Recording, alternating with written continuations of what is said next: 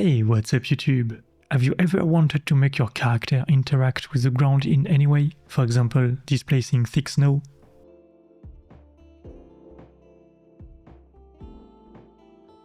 Pushing leaves around?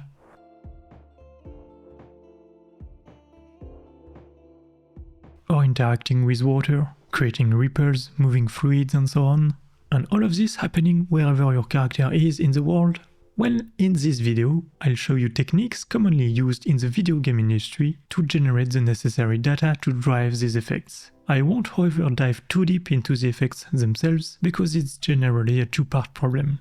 First, you need to figure out how exactly your character interacts with the desired medium, let's say the water. You have to create some kind of texture, which I usually call an intersection map, that tells the water shader, hey, there's something happening around here. That's step 1. Step 2 is injecting that map into a wave propagation algorithm, which is a whole other topic, and I won't get into that. Or step 2 could involve using that intersection map to drive the velocity of particles in a leaf particle system or something similar. Again, I won't go into that, but maybe in an upcoming episode. Long story short, step 2 is up to you based on your end goal, and in this video, I'll mostly focus on step 1. How to generate this intersection map in various ways. Next, I'll break down a custom system built using blueprints and Niagara to trace capsules and generate a precise intersection map. A feature Niagara already provides through an interface I discovered much too late, but more on that in the video. The breakdown should still give valuable insights on what you can do with Niagara and simulation stages and whatnot. Alright, intersection map, let's get started. One common approach is to use the scene capture component to capture the skeletal mesh, either from above or below. With the captured depth data and the Z position of the scene capture component, you can convert the depth to a world Z position. From there, you can check if it's close enough to a given plane, like the ground or the water surface. Here's a quick breakdown. I attached a scene capture component to the third-person character blueprint. It's positioned above the character and rotated to match the X and Y world space axis. And the component renders to an 8-bit single-channel render target. It's set to orthographic, and I use its show-only list to render only the skeletal mesh component.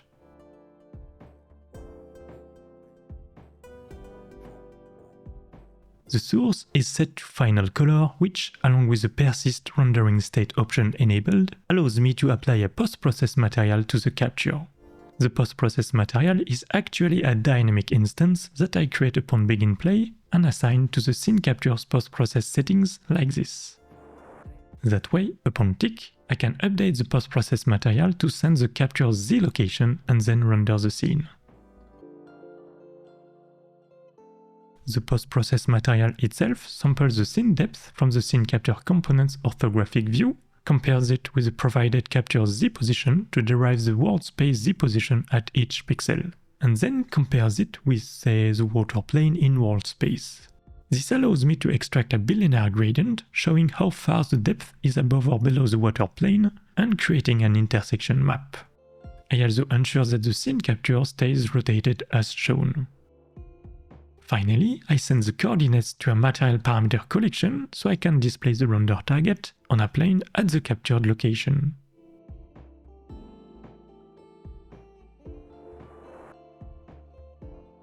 However, this method has its limitations. For example, if you're capturing from above, the character's head might occlude its feet, making it difficult to correctly detect the feet's intersection with the water plane. On the other hand, if you capture from below, the character's feet might occlude the head, preventing you from seeing the head's intersection with the water plane. It's a bit of a trade-off, and the implementation is almost identical. The scene capture component is now positioned below the character and rotated differently. Thus, this requires flipping the y-axis when sampling the scene depth to match the y-world axis. The method of deriving the world Z from the scene depth is also slightly different. Now, this isn't necessarily a better approach. It's more about choosing what works best for your specific needs. Of course, there's nothing stopping you from capturing the skeletal mesh from both above and below to create a dual depth map. This implementation is a bit different. I now have two scene capture components, one above and one below. They only render the depth to two 16-bit single-channel render targets and no longer rely on a post-processed material. Instead, both depth maps are combined to create the intersection map using a dynamic material instance that is simply rendered into a third render target. Using a dual depth map doesn't solve all occlusion issues anyway.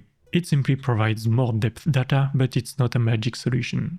But keep in mind that using two scene captures is generally considered quite expensive, and your lead technical artist will probably not approve of using two scene captures just to create water ripples and environmental interactions, which are often seen as secondary effects. In most games, you're given a very tight budget for these kinds of effects, since the majority of resources are allocated to more critical rendering features. That said, the advantage of using a scene capture component is that it can capture any type of mesh with pixel accuracy, which can be a huge benefit, especially if the mesh can be easily approximated with basic shapes. I used a scene capture component in the water system I developed some time ago. It's a bit costly, but it works out of the box with any mesh, and as we know, convenience often comes with a price. Now, before exploring other techniques to create what I call an intersection map, like this, you might want to use this map to leave some kind of trail behind the character, such as displacing snow, mud, or something similar. Additionally, you'll probably want this effect to work no matter where you are in the world, meaning you'll want it to be localized. Doing either of these individually isn't too difficult. In fact, since the scene capture component is attached to the character's capsule, this is already localized. I can thus include foreign components in the capture, and you'll see that the character stays centered on the texture, while nearby objects move on the texture relative to the center point. Now, you might think making this effect persistent is really simple, and it is, somewhat, except for one caveat. Here I created a new render target called the trail map. I also created a new material that samples both the intersection map and the trail map. The value sampled from the trail map is faded out a little bit, based on the delta time provided via blueprints. Next, I simply output the maximum of the two texture samples to the same trail map to create a feedback loop. What's written to this render target in this frame persists into the next frame, fades out, and new data is added, and so on. However, reading and writing to the same render target, that trail map, at the same time isn't allowed. So typically you'd need to create an intermediate buffer, flip-flop between two render targets, or something similar. Fortunately, UE's draw material to render target node already handles this for you. So I just create a dynamic material instance on begin play, specify the delta time on tick, and draw that material, and it just works. Oh, well, not really. The trail texture fills up around the character and nearby objects leave a trail behind as we move. And well, that's totally expected. What's added to this render target is centered on the character. So it makes sense that this specific area becomes quote-unquote full as the character plays its animations and rotates. And because nearby objects move relative to us when we get closer to them, they move in texture space and thus leave a trail behind. If the scene capture component was not following the character, this would work as expected. Components would only leave a trail when they move in world space. But since the capture is now fixed, the effect is no longer localized and is limited to a specific area in world space. So how do we get the best of both worlds? Well, it involves a trick that kind of fried my brain at first. I remember struggling a lot with this issue back in the day. The idea is to still capture things locally, so I'm going to remove this cheap hack. Next, I'm going to provide this material where the render target was captured and its size in world space. Which, turns out, I already do via a material parameter collection. This way, I can shift the UVs to quote-unquote undo the capture position and make the material think it was captured at a fixed position in world space. And behold, things behave as expected again and are no longer limited to a fixed area in world space. And to draw this texture on that plane, I no longer need to account for the capture's position because it's back to world space. See, I can keep going and going, looping endlessly on the texture. No, this does have some limitations, of course. It tiles, obviously. And depending on the fade rate, capture size, movement speed and other factors, I might end up reaching past footprints that haven't faded out yet. So there's still a little more work to do. First, pixels that are too far away in the trail map need to be faded out. And that can be done by drawing a bilinear gradient in this material centered on the capture location. A bit of math later and you can get a box mask to fade out pixels that persist in the trail map but are too far from us. The remaining tiling issue can then be fixed in the material sampling the trail map, like in the landscape material or whatever, by again using a box mask centered on the capture location to hide pixels further away. And voila, make the capture area big enough, increase the render target resolution if needed, and you won't even realize this is a local effect anymore. It works anywhere in the world. Now, this is still a somewhat naive approach. Rendering a large enough render target to have a decent resolution for a large capture area comes at a cost, and it's almost guaranteed that this cost is mostly spent rendering nothing. Lots of empty space, right? Ideally, you'd create a system akin to runtime virtual textures to create a paging system where you store data only in pages with rendered content. I remember seeing this in a Gears 5 tech talk, but I can't find it anymore. Anyway, it's quite advanced, and it's definitely both out of the scope of this video and beyond my league. One day, maybe, who knows. Most games still rely on this simpler method though, and it's most likely good enough if you're smart about it. Now, using a scene capture component has its limitations. Rendering a mesh is always going to be somewhat expensive, because it has to go through the whole rasterization pipeline, right? Thus, if you were to instead provide the GPU with basic data, like, hey, here are a bunch of shapes, say some boxes, and here are their locations and orientations in world space and their sizes. Well, that's all the GPU needs to compute distance fields from these shapes and have a more precise understanding of where they may intersect with the water plane or the ground or whatever else. There's no longer any occlusion issues from depth maps captured from above or below. And such approach is totally doable using Niagara, and that's precisely what the rigid mesh collision interface does. Specify a tag, call this interface findActors function, which will perform a multi-body overlap check with a given trace or object channel on the CPU to find all nearby actors having such tag.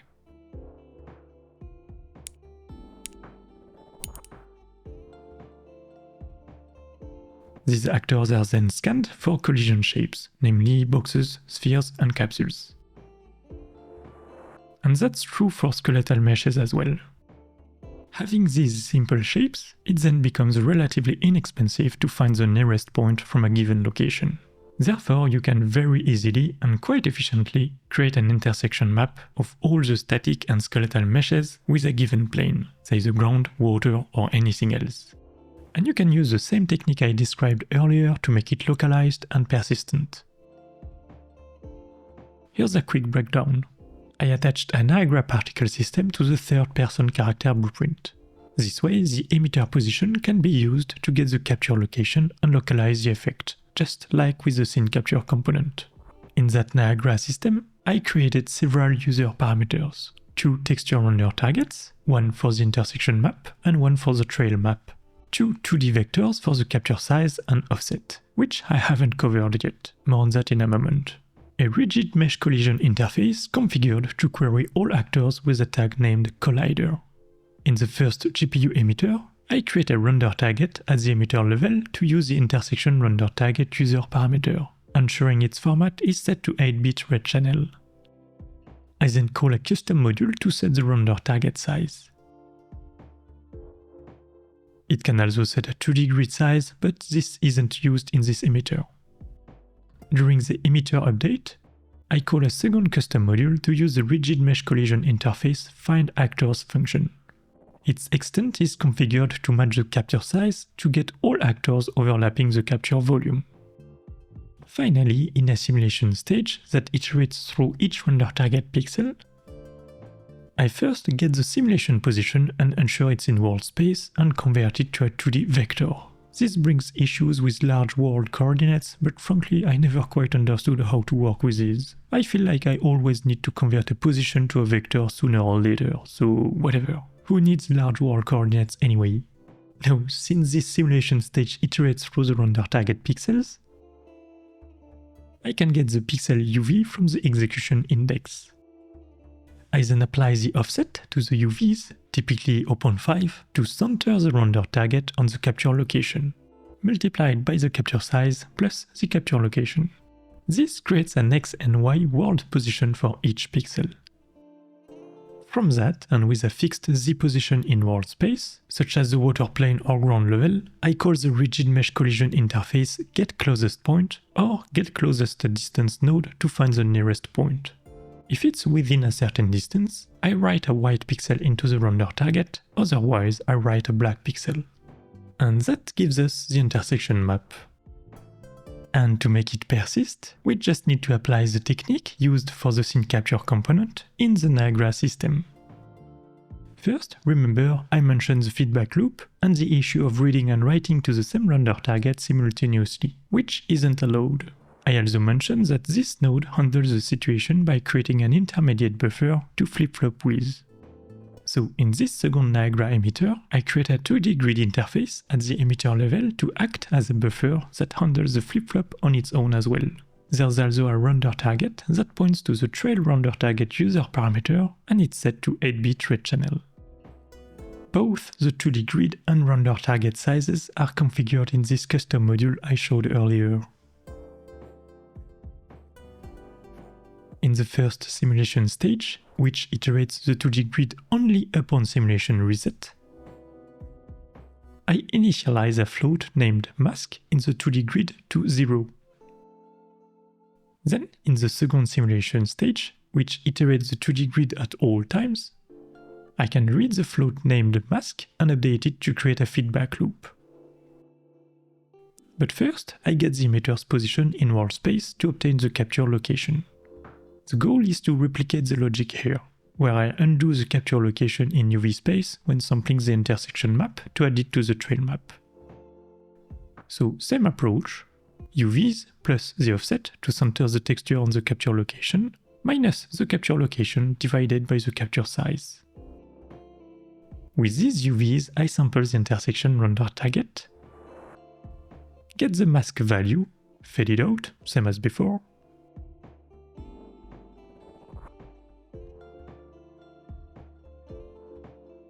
and output the maximum of the two.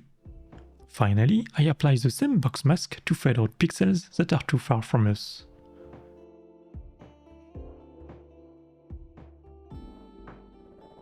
The remaining step is to output the 2D grid to the trail render target. Thus, in the last simulation stage, still iterating through the 2D grid at all times, I simply get the mask float stored in the 2D grid and write it into the render target. I convert the execution index to the grid index to get the render target's X and Y coordinates, as both have the same size. The render target contains as many pixels as the 2D grid has cells. And that's it. Just ensure that the modules are correctly configured and the right render targets are sampled and you're good to go. Oh, and the last step is to display the render target on a plane. And this is no different than before, so I still need to get the capture location, which I send via material parameter collection to use in this simple debug material to create a box mask around the capture location and hide the tiling, just like before. Voila, this technique is far superior and much more performant than the scene capture technique. It's all driven by simple mathematical shapes and there are no occlusion issues, so the intersection map is much more precise. It likely still comes with a cost, both on the CPU for performing the multi-body overlap checks, and on the GPU for querying the nearest point. Additionally, keep in mind that this interface has a limit on how many shapes it can support. Oh, and that interface can also be used to output the velocities of bodies intersecting with a plane. You just need to call this interface's getClosestPoint function instead of the getClosestDistance one, which also outputs the distance. That's pretty much it. Pack the closest velocity into the RGB channels, the intersection into the alpha channel, and make sure the render target is now at least RGBA 16 bits. And voila! That map can then be sampled as is in another emitter. You just need to provide the emitter with the mapping coordinates to project the texture at the correct position and size based on the particle's world position, and the rest is simple and relies on built-in modules.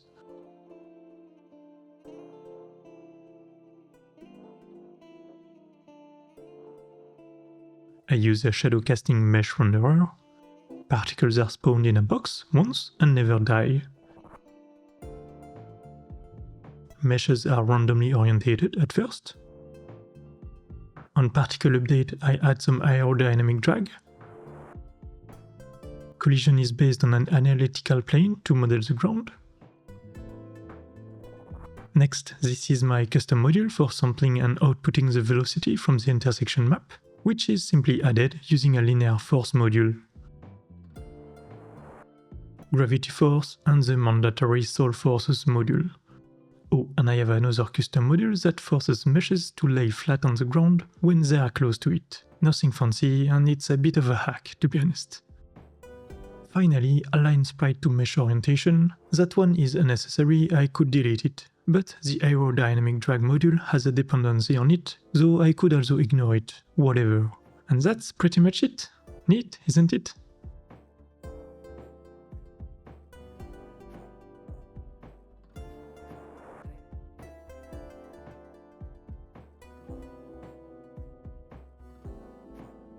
Alright, let's explore a couple of simpler solutions. For instance, you could use animation notifications at each step to spawn a decal or a simple quad using your preferred method, and then render this to a render target or a runtime virtual texture.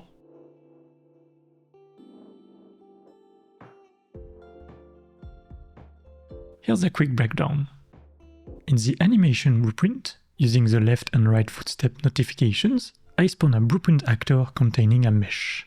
Spawning one actor per footstep is probably a terrible idea, but it will do the job as a proof of concept.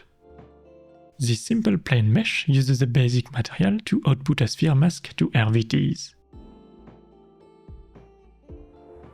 And that mesh is only visible to RVTs. Next, add an RVT volume to the scene,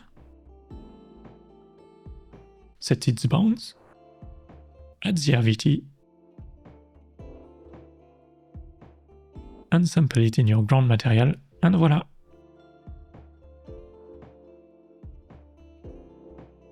Now, first, I'm not entirely sure how costly this can be. RVTs are designed to be a caching solution, so I'm uncertain what triggers cache invalidation and how expensive that might be, so that's something to investigate. Second, this approach, as far as I know, is quite limited to footsteps. The character won't leave a trail when crawling, rolling on the ground, or in a ragdoll state, right? With this technique, generating ripples when the character is fully submerged in water won't work. However, if you're just interested in displacing thick snow or something similar with footsteps, I suppose that's worth investigating. Another solution is to approximate the character using a spherical mask, often referred to as a blob. You've probably heard of shadow blobs before. Well, the same technique is frequently used to leave a trail behind the character and display snow and so on. You simply need to fade out the blob based on the character's vertical distance to the ground, and voila, quick and easy. This method is of course quite rough, but it's really cheap and works well enough for simpler effects. The implementation is almost identical to the previous example, where I used Niagara's rigid mesh collision interface. But instead of using that interface to query the nearest surface and generate the intersection map, well, the reconstructed world position is simply used to create a simple sphere mask at the character's location. And to make it persist and leave a trail behind the character, well, just like before, the same feedback loop system is used. This emitter is a one-to-one copy of the one I previously explained. Now, a more refined version of the shadow blob technique involves using the character's capsule. With a bit of math, you can still generate a 2D blob, but now it can automatically fade out in the Z-axis based on the capsule's shape. And here's a super simple test scene where I send the character's capsule position, a vector, radius and length, to a material parameter collection, which is then used to create the capsule distance field in a simple debug material applied to several planes.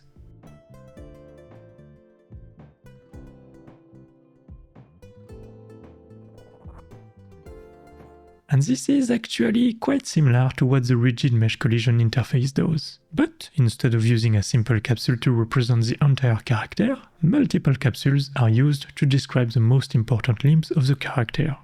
These capsules are described in a physics asset and are attached to the bones, and their transforms are sent to the GPU to perform inexpensive intersection tests. This way you can generate a precise intersection map with any plane for limited cost. That map can then be injected into your water simulation to generate ripples, or used in a vertex shader to push foliage around,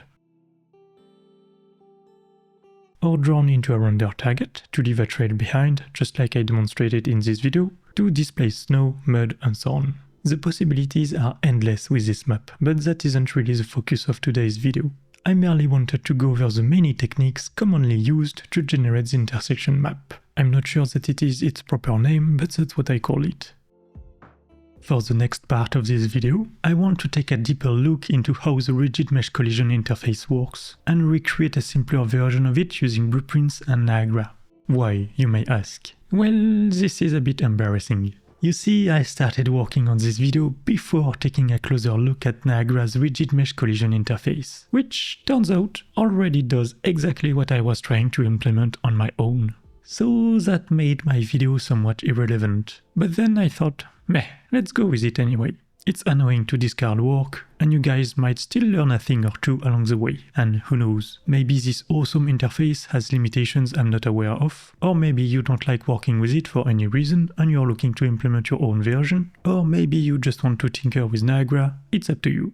As usual, performance might not be stellar due to the overhead of blueprints, but it's more than enough to build a prototype and get you started. Plus, the technique itself is solid. Once ported to C++, it performs really well. Proof being that, again, this is what the rigid mesh collision interface does, and it's also how Unreal Engine can handle skeletal mesh direct and indirect shadows.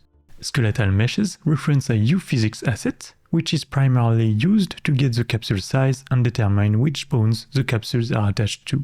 At runtime, Unreal Engine applies the bone references to local matrices, then to world matrices, effectively attaching the capsules to the bones. The capsule data is then sent to the GPU for inexpensive ray capsule intersection tests, computes of shadows and whatnot. So the technique I'm about to show you is essentially the same process. To implement this in C++, you can actually reuse a lot of Unreal Engine's code for querying capsule data from the shadow asset, and apply it to your own quote-unquote interaction asset, if that makes sense. Once again, today I'll be sticking to a blueprint implementation, so the approach will be a little bit different, but the principle remains the same.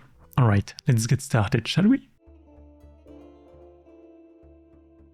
Disclaimer: building a feature-proof solution that supports multiple skeletal mesh actors and similar requirements can be challenging for various reasons, and implementations may vary depending on your specific needs, so I'll try to keep it simple for today's video. And to keep the video somewhat short, I'll walk you through the completed blueprints instead of providing a step-by-step tutorial. Now, blueprints are great for many things, but not so great for others, and today's system definitely falls into the latter category. You see, ideally, you'd use a physics asset to create the capsule representations of a skeletal mesh, similar to how it's done with the shadow asset. It's a convenient approach. However, the problem is that you cannot retrieve the list of physics bodies from a physics asset in blueprints. Now, I may be wrong, but I couldn't find a solution. Another issue is performance. The blueprint virtual machine overhead can significantly impact performance, especially for algorithms that require iterating over large datasets using for loops, like with today's system. This is one of the worst case scenarios for blueprints. Fortunately, converting this system to C++ is relatively straightforward, and you'd end up with a much more performant solution. Again, this technique is essentially what UE uses to compute indirect lighting for skeletal meshes. So for now, I'll hack something together using blueprints just to demonstrate the core principles. First things first, I've created a simple blueprint struct to specify the bone name, capsule length, radius, offset along the bone's up vector, and whether the capsule needs to be flipped, relevant for left or right bones that may be upside down. Then I created an array of that struct in an actor component, which is added to the third-person character blueprint. This array is used to, quote-unquote, recreate a simplified version of a physics asset, meaning create a bunch of capsules for the most important bones, arms, legs, spine and head. Finding the right capsule sizes is a bit of an annoying process, but oh well, what can you do? I'll show you in just a minute how you can draw these capsules to help fine-tune them. Anyway, in that actor component, on begin play, I try to find the first skeletal mesh component in the actor owning this actor component. In my case, the owner is the third-person character blueprint, and the component I'm looking for is that skeletal mesh. I went a bit fancy and added a filter by tag, just to make sure the selected skeletal mesh is actually the one I want.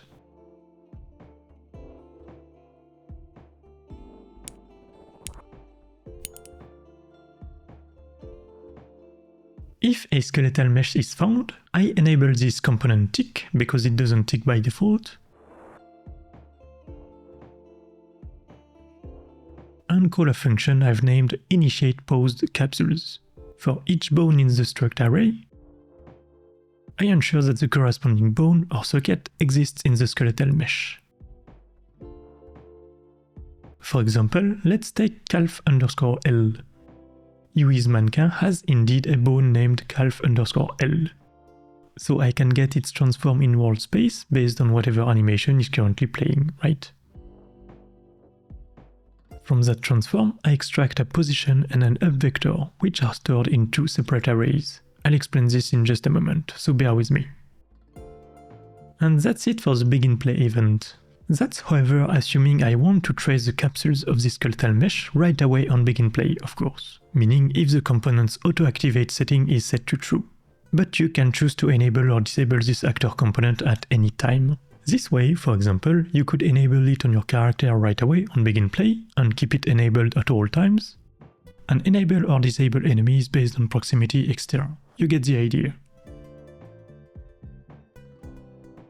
So if enabled, this component tick is active, and thus this function is called, and this is where most of the magic happens. But before diving into it, a quick word about Niagara. Sending data to a Niagara system can be done in various ways. Niagara data channels are awesome, and I've explained how to use them in a previous video, but I don't think they're necessary here. It's not complicated, but it does add some boilerplate code, and I'm trying to keep things as simple as possible. So using a single vector array works just fine. Or at least it would if arrays weren't completely broken. They work just fine until you restart the project or package it, and then they stop working, at least on my end. This issue dates back to at least UE 5.3, when I first encountered it with my experimental Niagara fog of war system. And sadly it's still happening in UE 5.5.1 on my end. So let's use Niagara data channels then, shall we? It's not that bad actually. I created a global data channel containing 4 vectors and 2 floats. Position, axis, length and radius. Previous position and previous axis are there to calculate the capsule velocity. It's not strictly necessary, but it's kind of cool. Alright, so in this function, I essentially do the same thing I did earlier. Loop through the capsules, get the bone world transform to obtain a position and axis. The difference here is that I prepare to write into the data channel using a batch command. That means I want to write as many entries as there are in the capsules array, and I do just that in the for loop. I send the capsule's world position, a vector, length and radius. But I also send the capsule's previous world position and previous up vector, and that's where these arrays come into play. You see, if I didn't call this function to initialize these arrays upon enabling this component, This here would likely get a 0 vector, and thus the delta between the capsule position and 0 would probably result in a crazy velocity for the first frame. Hence why I do a first for loop to initialize these arrays. And by the way, they are continuously updated during tick, right? Finally, in this drawDebug function, I simply do the same thing again to, well, draw the capsules, nothing fancy. And that's pretty much it. At this point, the data is sent via the Niagara data channel, and the rest happens in, you guessed it, Niagara. What Niagara system though? There's none in the scene. Alright, so small detail. The actor component I just explained is meant to be added to NPCs, enemies, and so on, okay? For your character, I created a child of this actor component to add a couple of extra features. It doesn't do much more though. On begin play, in addition to what the base class does, it also spawns a Niagara system attached to the root component of the owning actor. In my case, the capsule of the third-person character blueprint. The rest is related to setting up the capture domain, but nothing to worry about for now. Okay, so quick summary. The capsule data is sent on tick in the base class via a Niagara data channel, and a Niagara system is spawned in the child class upon begin play. So we are all set for the next step. So how do we go from a bunch of capsule data in a data channel to this? Let's break it down step by step. This Niagara system contains a simple GPU emitter. A render target parameter is created at the emitter level here, which points to a user parameter render target texture. Its format is overridden to ensure it's in the RGBA 16-bit format, and its size is also configured in this simple custom module. Oh, and the emitter's bound are set to programmable so it can be set in blueprints and match the area to capture. Speaking of area to capture, the capsule data sent through the Niagara data channel is in world space. So we need a way to convert this world space data into a render target unit space, meaning into UVs. Let's do this the simple way for now. I created 3 vector 2D user parameters: origin, scale, and offset. Let's assume the capture area is located at 0, 0, its size is say 20 meters squared, and the offset is 0.5 to center the render target on the origin. The formula to convert a world space position into unit space, or UVs, is as follows. Position minus the origin divided by the scale plus the offset. Let's double check this. Let's assume a capsule has the following position in X and Y. Applying the formula gives us this UV, which is correct. Which means to convert a UV coordinate back to world space, the formula is the exact opposite in the opposite order. UV minus the offset multiplied by the scale plus the origin. So now we have a way to convert the render target pixel UVs to world space. Neat. Time to get our hands dirty, I suppose. Buckle up. In a simulation stage, I created a custom module. The simulation stage iterates the render target, so this is called once per pixel in the render target. Thus, for each pixel, I can get its UV from the current execution index, which is converted to world space using the formula I explained a minute ago. However, this gives me a 2D world location. The Z value is missing. I'll later show how it can be derived from various things like RVTs, landscapes, etc. But for now, I will assume we want to generate the intersection of the capsules with a flat plane at an arbitrary Z location, say 40 centimeters, whatever. And to illustrate this, I've added a plane to the scene to debug the render target. It covers an area of 20 meters squared, centered at the world origin, and is placed at 40 centimeters in Z, just like my settings in the Niagara emitter. It has no collision and uses a simple unlit material to draw the render target. In the Niagara emitter, I can then create a render target input, get the X and Y indices from the execution index, set the render target value, and for the value, let's draw the UVs for now.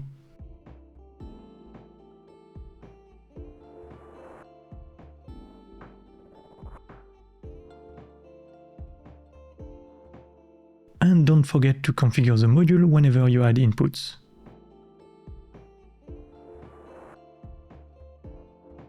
And it's working, cool. That's not super interesting though, so let's take it a step further.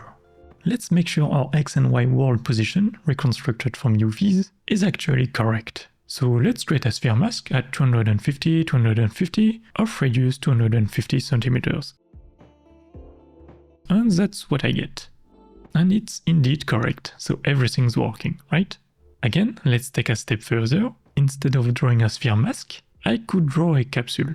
This great article provides valuable insight into getting the distance to a segment, which is essentially what a capsule is. Get the distance to the closest point on that segment, check if it's smaller than the capsule's radius, and if so, you're inside the capsule, that's it. So let's try that with a made-up capsule, flush against our current plane located at 40 cm in Z. That's indeed a capsule, and voila, that's pretty much the idea. Of course, we'll want to get the capsule data from the Niagara data channel instead of using a made-up capsule, right? And it's nothing too complicated, but it involves a nasty trick. You see, at a first glance, reading data from a Niagara data channel is super straightforward. Create a data channel reader input,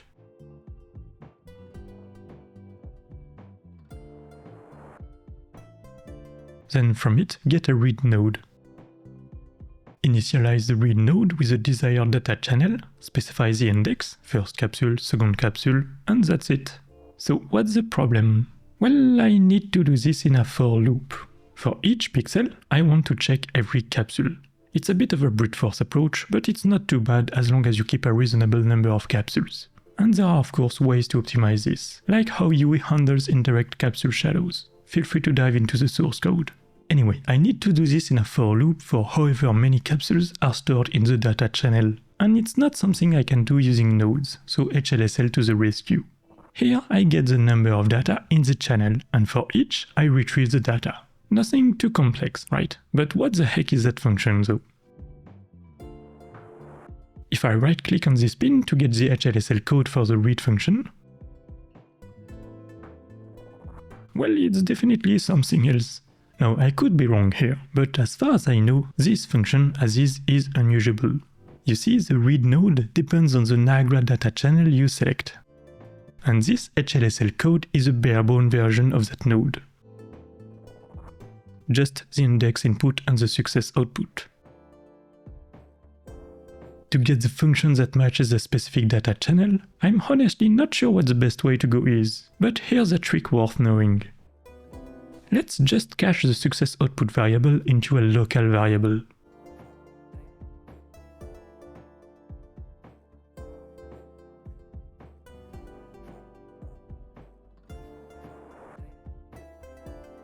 Then let's investigate the generated code to see what Niagara does under the hood.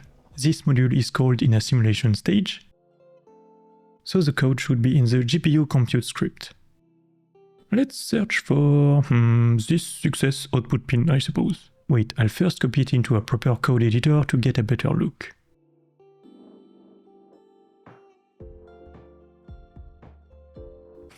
Already there's a function read_emitter_trace and export capsules, that's the name of my custom module, _data channel reader and so on.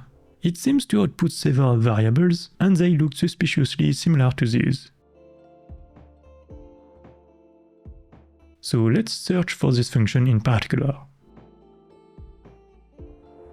Oh, that seems to be my custom HLSL code, so spoiler alert, that's the function I indeed ended up reusing. But let's keep digging. Simulation stage index 1 sounds interesting. There are a bunch of variables with very long and similar names. The very last part is the only thing that changes and it looks interesting. Out success, out pause, out prev pause, and so forth. And there's our function.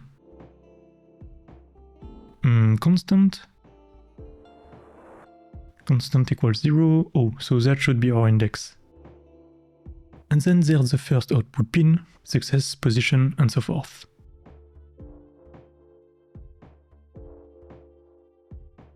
But let's keep going and search for the function's implementation.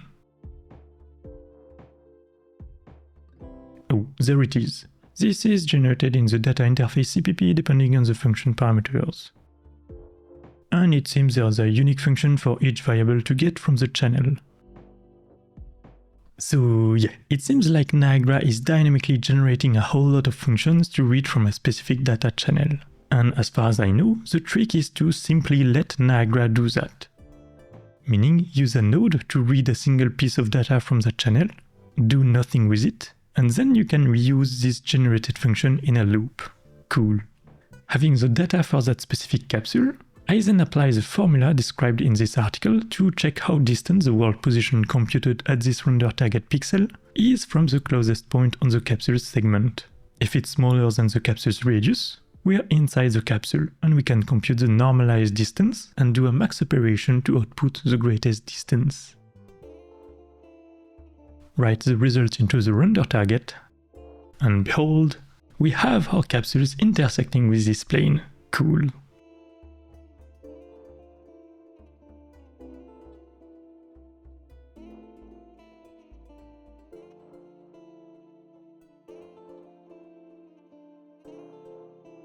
Let's try adding another skeletal mesh actor to the scene. Add our component, use the base class, enable auto-activate, enable the physics simulation on the mesh,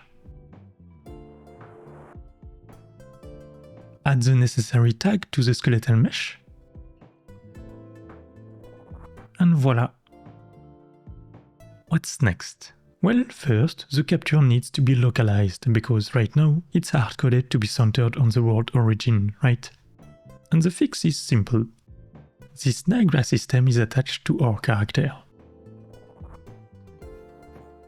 So assuming we want to center the capture on our character, we can just remove the origin user parameter and derive the capture location from the simulation's world position. And I've already explained this, right?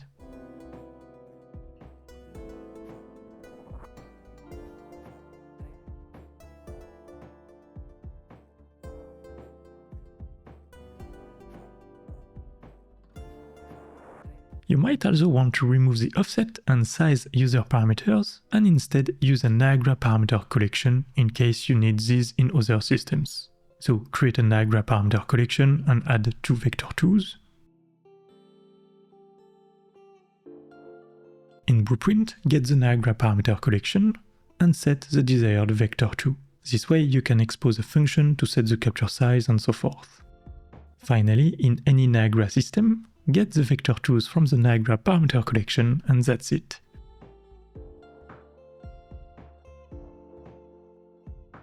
The capture is now localized. What's next? Well, you might want to make it persistent, and by now you should know how to do that. Sample the intersection map and reuse the same feedback loop system I explained earlier in the video. Again, here's how. Use another emitter with a 2D grid. In a first simulation stage, upon simulation reset, initialize a float in that grid to 0. In a second simulation stage, iterate on that float, meaning sample the intersection render target, but undo the capture location in UV space. Then read the float's current value, decay it, and get the maximum of the two values to create the feedback loop.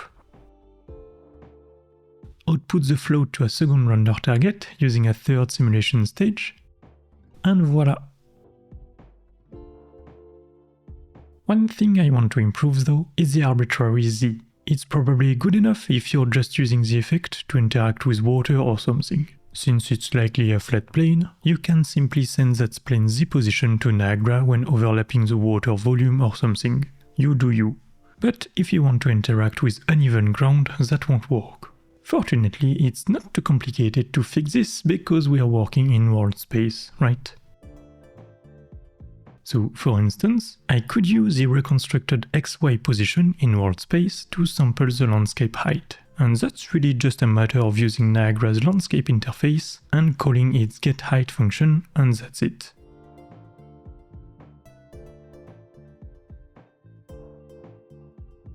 However, lately, I've been experimenting with nanite displacement on landscapes, and that seems to break this node for some reason. I'm not 100% sure, but if, like me, this node doesn't work on your end for any reason, one workaround is to use a runtime virtual texture. Make the landscape material output the world Z to RVTs, ensure the landscape itself writes to the desired RVT, which should be configured to world height.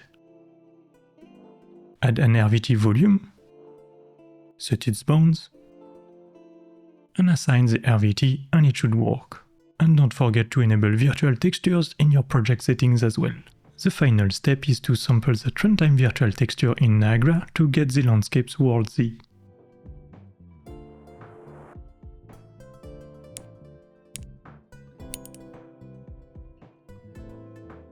And the rest remains the same. Now, there are a couple of things you might still want to try. For example, if you're displacing thick snow with that intersection map, and the character happens to be ragdolling, the capsules might end up underneath the thick layer and wouldn't directly intersect with the surface, right? Thus, you might want to tweak the way the intersection is computed. Maybe ensure that pixels intersect with capsules in 2D, and then handle the Z components separately to ensure capsules below the ground level still read as an intersection, like so. You could also combine both methods, use that conservative approach with the ground, and do the precise intersection with the water. Let's say I know there's a water plane nearby. I can tell Niagara, hey, there's a fluid domain nearby, and I can also provide it with the fluid plane's Z position. This way, in Niagara, when a fluid is nearby, I can sample the landscape height, either from the landscape interface or an RVT, just like I demonstrated, and compare it with the fluid's Z level. If the landscape height at that pixel is below the fluid's Z, then we're in the fluid. And we can adjust how the intersection is computed accordingly. This allows me to have two behaviors in one, using this single intersection map for both water simulation and displacing snow or something else. Again, there are many possibilities with this system, and you'll need to figure out the details depending on your end goal. To conclude, here's one last thing you can try. Output the capsule's velocities. Remember, the Niagara data channel contains the capsule's previous position and axis, and I don't make use of them here, but I could. Say if the pixel is inside the capsule, repeat the same segment projection, but with the capsule's previous position and axis. Compare both projections, current and previous, to derive a velocity based on the time that elapsed between the two positions. Keep in mind that a pixel may intersect with multiple capsules at once. So you might want to track the capsule count and output an averaged velocity.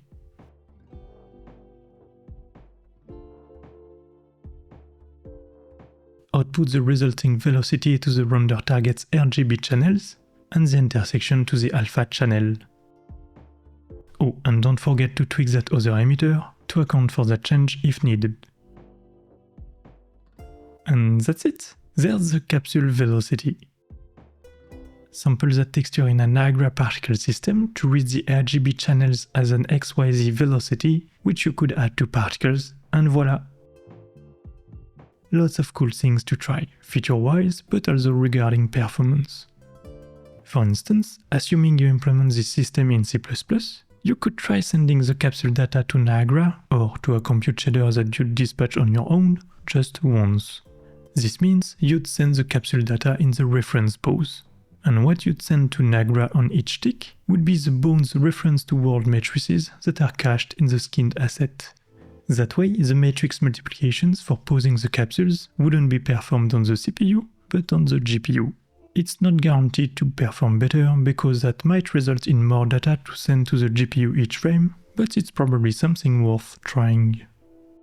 Anyway, that's it, I guess. Once again, this is somewhat redundant. The rigid mesh collision interface already handles this, and I don't really see a reason to bypass it. It seems really solid from what I've seen, but maybe it has a cost I haven't experienced yet, or maybe you want to create your own more minimalist and possibly performant solution.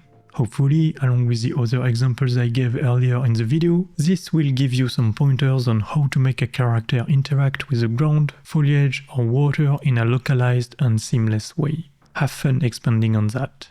Files are available as a tier 2 reward on my Patreon. Speaking of, thanks to all my patrons for the ongoing support. You're funding this kind of video and research and the reason I do this. Huge thanks. Also, please consider leaving a like and subscribing to the channel if you liked the video. Alright, I'll see you in the next one. Have a great day, take care of yourself. Bye bye!